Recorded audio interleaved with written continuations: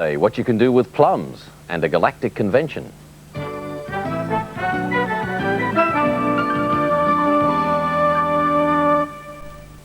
happened to be around the Townhouse Hotel in Melbourne a few days ago and thought you were having what may have appeared to be a close encounter of the third kind. Well, relax. It was just another convention. A convention of people who thought they were off the planet. The great thing about science fiction is, won't you think of an idea? The horizons are boundless. It's only a matter of time before fantasy becomes fact. Space, the final frontier. Mr. Sulu, warp factor 3. Okay.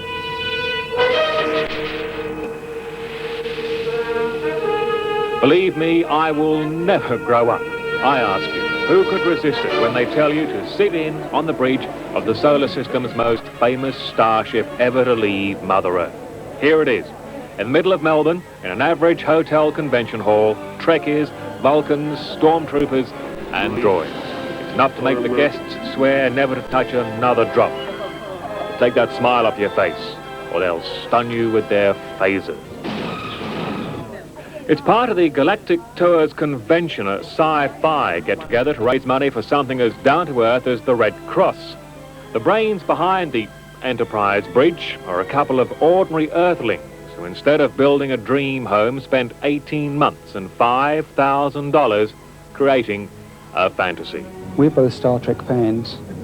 We go to all the films, we go to all the meetings, and we just thought, well, we'll have a go, and it's something we intend to carry on with and display around the country over the next few years. On the bridge, the shields are up, and the Klingons are giving them curry. For those who don't or won't understand sci-fi and fantasy, this is another world. John works at the Department of Aviation. His workmates smile when he tells them he spent the weekend working on the Star Trek bridge. They rib you and say, "G'day, John, how did things go on the Enterprise over the weekend?" Yeah, beam me up, beam me down, and all that sort of thing. Yes. But Star Trek isn't the only fantasy absorbing time and dollars. Doctor Who's dog K9 cost Gary Armstrong $4,000. Gary also trailblazes with Darth Vader, made his own Emperor mask, and it didn't take too much prodding for the Melbourne cast of Return of the Jedi to show Hollywood how it should be done. Now that's a death scene. Carrie Fisher, eat your heart out. But science fiction is also buying and selling books and posters, film scripts, and for keeping abreast with it, wear a badge. Official figures say there are 50,000 followers of fantasy in Melbourne, although there are thousands in the closet. It's a community that didn't laugh at Jules Verne when he predicted submarines, or H.G. Wells and the death rays. And they certainly don't doubt the existence of UFOs, aliens, or close encounters of the third kind.